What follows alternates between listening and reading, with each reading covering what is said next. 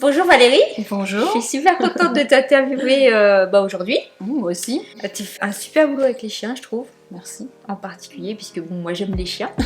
J'en dis pas plus, D'accord. pour que les gens découvrent qui tu es. Donc je te laisse te présenter. Quel est ton parcours? Pourquoi t'en es arrivé là? Et qu'est-ce que tu proposes exactement? Ok, Voilà. ça marche.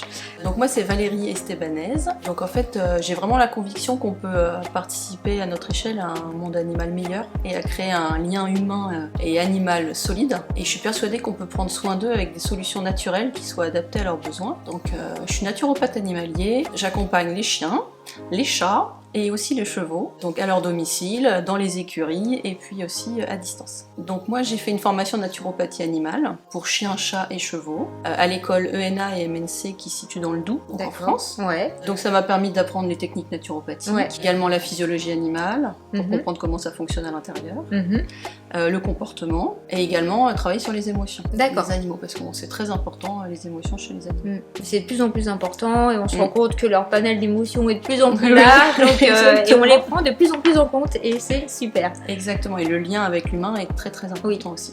Moi j'exerce à Saint-Armand-en-Yvelines, donc dans le sud du 78. Après je rayonne 28, 91, 78, à distance également. Donc à la maison, moi j'ai un chien, Yukon, un Malamute d'Alaska de 5 ans. Un gros bébé de 55 kg, une chatte Ange de 4 ans qu'on a adoptée, et puis j'ai perdu récemment Bounty qui avait 16 ans. Un chat aussi. Un chat aussi. D'accord. Les trois ont beaucoup participé à la culture naturopathique à la maison.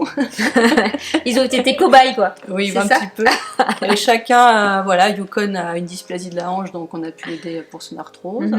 Donc en fonction, si le chien il va avoir une problématique définie, physique ou émotionnelle. Physique et émotionnelle, ou émotionnelle, ça peut être de l'arthrose, ça peut être des démangeaisons. Il y a de plus en plus de chiens qui ont des problèmes de démangeaison, des gratouilles là, entre les pattes et tout ça. Ça vient d'où ça? Tout ce qui est peau, en général, on dit que la première cause, c'est l'alimentation. Et notamment les intestins, où on sait que 80% de l'immunité se situe au niveau du microbiote intestinal. En général, on travaille d'abord l'alimentation. C'est un des 4 piliers majeurs de la naturopathie. Et ensuite, ça peut être soit environnemental, les pollens, que ce soit respiratoire ou tégumentaire, ou la peau. Et bien sûr, les émotions. Voilà, parce qu'il peut se gratouiller, parce qu'il y a quelque chose émotionnellement qui va le déranger. Et c'est là où l'approche, c'est le grand mot en naturopathie, c'est holistique. Donc c'est l'approche globale de l'animal. Et donc on va pas se centrer juste sur il se gratte, donc je vais lui mettre une petite pommade pour qu'il arrête de se gratter. On va vraiment creuser pour savoir comment et d'où ça vient en fait, de pourquoi il se gratte. Oui, c'est un peu le principe, on résout pas le problème, mais la source du problème. Exactement, c'est ça. Et donc là je vais travailler en faisant un bilan. Donc un bilan ça dure à peu près 1h30. D'accord. Donc je vais observer l'animal et surtout je vais poser plein de questions au propriétaire. C'est lui qui parle. Et là, on va regarder ce qu'on appelle les systèmes, donc digestif, tégumentaire, cardiaque. Et puis, on va beaucoup parler alimentation, et on va aussi beaucoup parler de ses émotions, son passé, son présent, etc. Et alors, tu as parlé des 4 piliers. Oui. Donc, c'est quoi les 4? Alimentation, hydratation, hygiène de vie, donc qui sortent, qui se promènent, qu'il ait un enrichissement intellectuel, activité et environnement. Environnement au sens... est-ce qu'il y a des perturbations environnementales, pesticides, électromagnétiques? Dans la maison, certains, il y a le Wi-Fi aussi qui peut interagir, ça dépend des animaux. Et tu saurais dire, je suis un peu curieuse, à quelle proportion chaque part émotionnelle, environnementale joue dans l'animal, ou ça dépend vraiment de chaque type de problématique ou d'animal où il y a un... Alors en général, l'alimentation c'est pratiquement 80% des animaux. Aujourd'hui on a donc 4 types d'alimentation, croquettes, pâtes, ration ménagère et ce qu'on appelle le barf, donc le cru. Il y a énormément de marques de croquettes qui sont sur le marché. C'est très dur pour les propriétaires de savoir c'est quoi une bonne marque de croquettes. Ou aussi on culpabilise beaucoup, oui mais les croquettes, faut faire du fait maison et tout ça, mais en fait on fait comme on peut, parce qu'on fait avec sa logistique perso, son budget. Il n'y a pas de croquettes parfaites, mais il y en a des bonnes aussi. Et après l'émotionnel aussi. Alors il y a des clients qui viennent me voir que pour de l'émotionnel. Par exemple, mon chien est malade en voiture, donc là on va les accompagner notamment avec des élixirs floraux, des fleurs de bac. D'accord. Et sinon, en discutant, on s'aperçoit qu'on va travailler l'alimentation, on va travailler peut-être s'il se gratte avec de l'aloe vera ou des produits comme ça. Et puis on va mettre une petite touche d'émotionnel aussi pour l'aider. parlais des chiens qui avaient des problèmes pour monter en voiture. En ce moment, j'ai beaucoup de demandes dessus. Et c'est vrai parce que les gens commencent à se dire il va falloir voyager avec son chien. J'ai des difficultés, comment on fait? Alors, effectivement, ça se prépare en termes comportementaux pour qu'il apprécie la voiture. Je pense qu'aussi, on peut aider en naturopathie ce type de chien.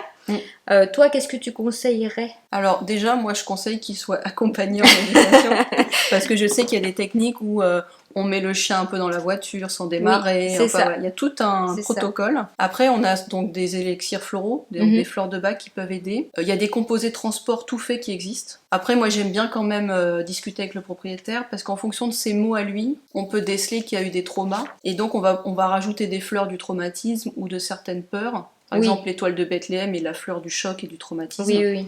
Je sais pas si il a été abandonné et puis qu'après il a fait un trajet de 10 heures en voiture sans savoir où il allait, ça peut être un trauma à gérer. Après, sinon, il y a la camomille qui est la fleur de l'apaisement et qui aide aussi au niveau confort digestif. D'accord. Donc pour éviter, pour les chiens qui vomissent. Oui, parce qu'il y en a qui vomissent, Il y en a qui vomissent. Et moi j'ai eu ça, j'ai une petite chienne, c'était dès qu'elle voyait la voiture, elle commençait déjà à baver là, comme ça, c'était horrible. Après souvent on va rajouter soit le tremble, donc qui est sur les peurs un peu inconnues, il sait pas trop ce qui va lui arriver, ou l'ail sauvage qui est sur les peurs paralysantes. D'accord. Voilà. Donc on fait des composés ou ce qu'on appelle des synergies, d'élixirs floraux pour aider le chien. Par contre, oui, il faut un petit peu anticiper. Je pense que ça va pouvoir aider un certain nombre de propriétaires qui vont bientôt partir. Moi aussi, j'ai eu des rendez-vous liés à ça ces derniers temps. Je pense que c'est important de prendre soin de son animal avec des solutions naturelles. On n'est pas obligé d'avoir une problématique particulière. Ça peut aussi être un accompagnement quand il est chiot, la croissance, les chiens qui vieillissent, les chiens de concours qui font de l'agility. Ça peut aussi être présent à ce moment-là. Et puis aussi de la prévention. Un animal, même quand il est en pleine forme, on peut une fois par an faire ce qu'on appelle une détoxification avec un drainage, éliminer les toxines qui sont accumulées, liées, je sais pas, s'il a eu des antibiotiques ou s'il a eu des vaccins, des choses comme ça.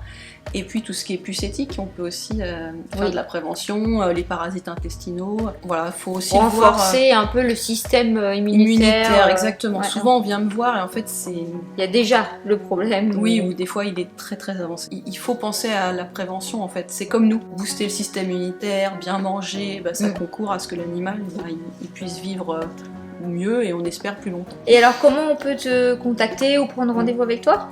Alors j'ai un site web, donc moi c'est By Naturopathe. Je suis aussi sur Facebook et Instagram. Merci Valérie, merci pour ce temps que tu as consacré à moi et aux auditeurs. Et à bientôt. À bientôt, merci beaucoup. Au revoir. Au revoir. Au revoir.